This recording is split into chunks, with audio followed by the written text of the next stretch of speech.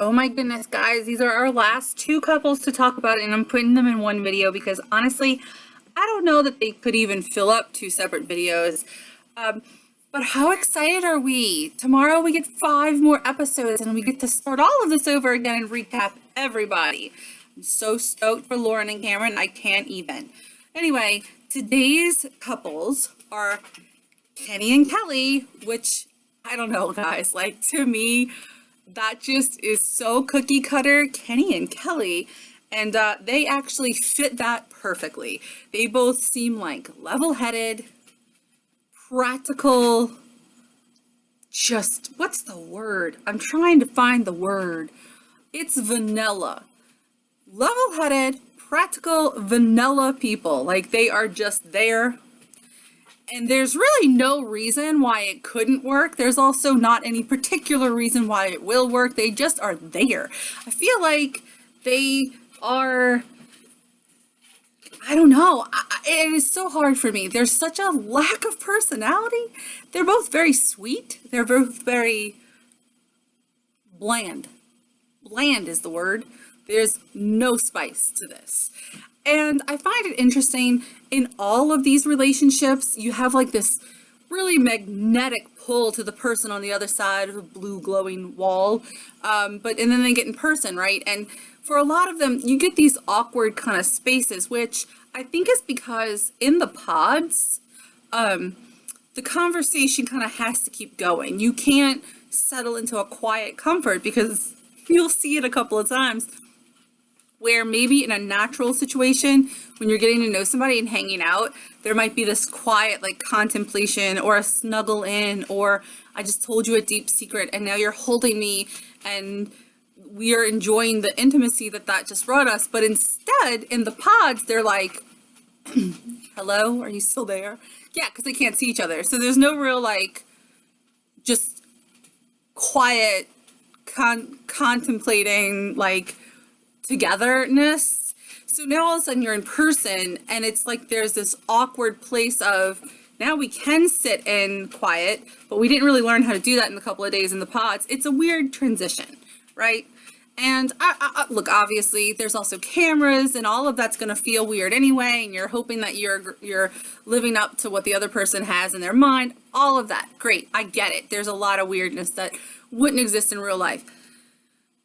But in Kenny and Kelly, if you watch it, she kisses him a lot.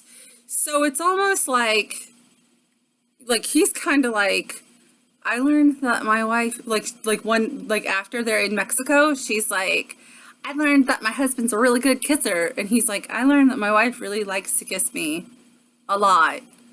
And that's great, because I like to kiss her too. Okay? Okay.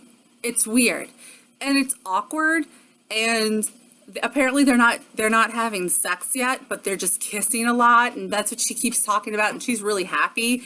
But it is a weird situation, and if you watch it, it's like where any kind of quiet moment or breath would happen in a conversation, girl, she's filling it with a kiss, and it feels almost like she's insecure and she's not sure and she doesn't believe that he likes her, so she is reaffirming herself by like kissing him. Like, oh my God, this might be a quiet moment and that makes me uncomfortable because what if he thinks we don't have anything to talk about? Kiss. It's kind of strange.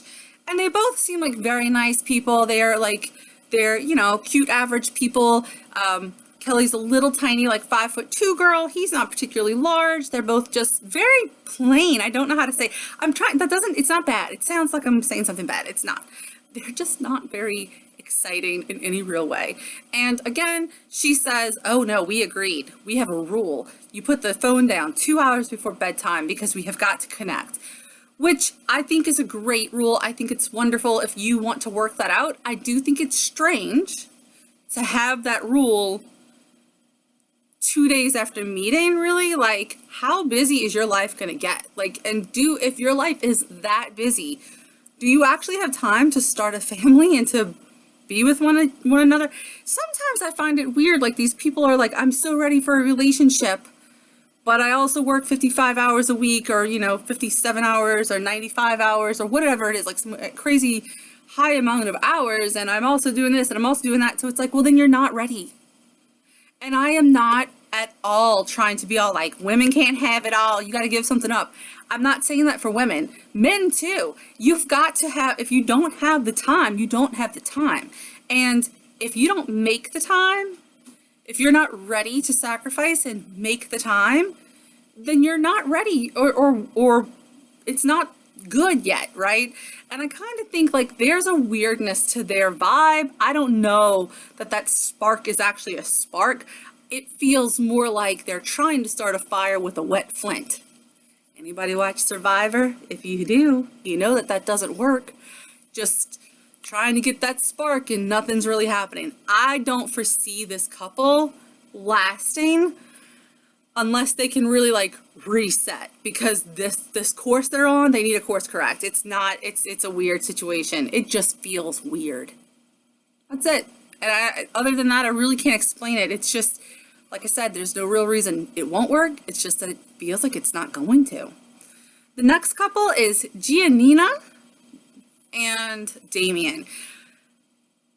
I'm going to be judgy and ugly for a second because we're watching reality TV and there's space for that. Damien is not particularly attractive, in my opinion. I don't think he's ugly, but I don't think he's particularly attractive. And Giannina is adorable. And I don't really see how they match. Now, maybe that's because of editing. Maybe Netflix, maybe there were some really deep moments that Netflix didn't put on TV. Maybe they had a reason for editing it that way so we would be confused. I don't know. But I don't see that connection. It's very awkward. And so you do see a little bit, like, because obviously some of the couples got a lot more airtime in the pods and some of them didn't. Kelly and Kenny are some of the ones that didn't get that much airtime in the pods. Giannina and Damian, I feel like they didn't get that much airtime either. All of a sudden it was like, oh, by the way, they've been talking in the pod and now he's, okay. So there's a little bit, maybe it's awkward for us because we didn't see it, but it definitely feels uncomfortable. And when he starts to like talk to her and ask her to marry him, she still doesn't feel very emotional. And she is I believe talks about moving here as a young girl, like a very small child, not really feeling like she fit in. She's Latin, or she's a Latina woman. And you now, I don't know, like she's like Instagram cute. Like she could totally have a very popular Instagram. She probably does. I don't know. I haven't looked it up. She's like very, I'm a boss bitch kind of like vibe to her. She's really got it together. And when he gets down on one knee and asks her to marry him, she's like, no, get up off your knee. I believe in equality. I have something to ask you. And she gets down on one knee and she asks him to marry her because she's all like, that's my vibe. And that's fine. If that's what she wants, go ahead, girl. But okay. They meet each other in person. And I honestly, and now this is me just expecting somebody as cute and together as Giannina to kind of be like, whoa. I thought that she might get over the way he looked, but I thought she'd have something to say about the way he looks. Because you know what it is? Damien's not ugly, but you know what he reminds me of? Like if they were Beauty and the Beast, like in the TV show, if the Beast was more man and less cat, I feel like he would look like Damien. Does that make sense? Because something is there. He's not, I don't know. You can see the picture. You know what I'm trying to say there. Anyway, I thought she would have more of a problem, but she's not. She's into him. She's like, he's got, I think she says he's got beautiful eyes. And later on when he's all like, I'm willing to take it easy and take it slow. And she's like, no, brother, let's get this done. In fact, I believe one of them tells the story that, she was all like he says, you're going to set the pace. And she's like, cool. Are you ready for dessert? And he says, yeah, let's order dessert. And she's like, nah, I am dessert. Go take your clothes off, right? So she's into it. Okay. It's weird though, because, and it might be just her personality. She's got a very like, she laughs a lot and it's not like a cute giggle. It's kind of like, I don't know, it comes off as like a condescending laugh when she laughs at him. Like, I don't know. Maybe it's because in most relationships, especially when they're early on, there's like a power dynamic, and Giannina definitely has it. She is not looking for Damien to like validate her. She's not looking to Damien to give her babies. She does not need Damien, and I think she's aware of that. This experiment for Giannina is kind of like, in my opinion, it was for Diamond. Diamond was like, I'm a beautiful woman. I'm amazing. I need somebody who's not going to look at this and fall in love with this and not have an expectation of this. I need somebody who's going to hear me and see me. So she's almost like, I'm too pretty and I get in my own way. And I think Giannina probably has that same vibe. Like, she knows she's got what it takes to get a partner, and she's looking for a partner with more depth than what she normally attracts because of her physical appearance. So she definitely goes into that relationship almost with like a, I don't need you, I want you kind of vibe.